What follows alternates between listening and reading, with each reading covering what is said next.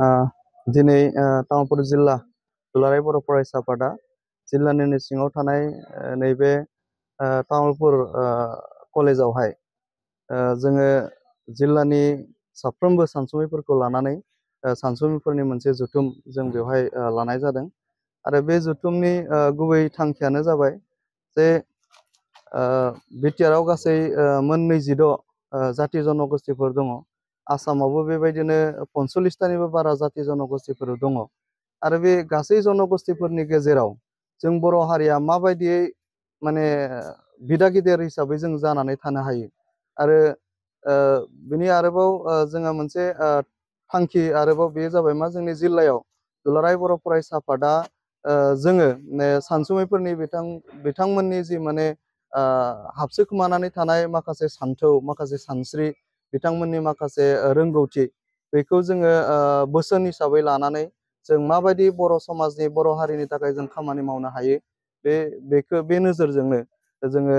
नैबे सानसुमैफोरनि जि जथुम बेखौ जोङो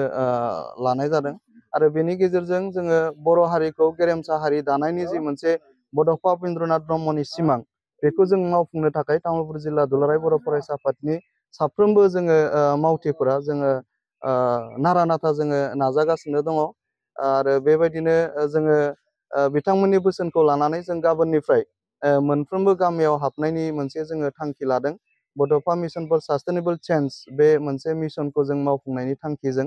दा बिथांमोननि बोसोन थुलुंगा बेखौ लानानै जों अराय सम जोङो आवगायगोन आरो बे तामुलपुर ओनसोलनि जोंनि सानसुमै जोंनि हारि अनसुला जोंनि साफ्रोम दैदेनगिरि बिथांमोननि जि मोनसे डिसिसन बे डिसिसना जेन जोंनि बर' हारिनि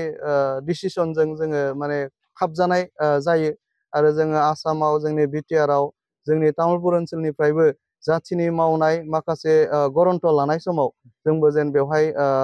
राफोद मोनसे जिल्ला हिसाबै जों बाहागो लानो हायो बैफोर थांखिजोंनो दिनैनि जोङो साफ्रोमबो जोंनि सानसुमैफोरखौ खौसे खालामनानै जोङो मा होनो मोजां मोनसे थासारि लाबोनायनि गेजेरजों जोङो खामानि मावनो थाखाय नैबे हाबाफारिखौ जों लानाय जादों।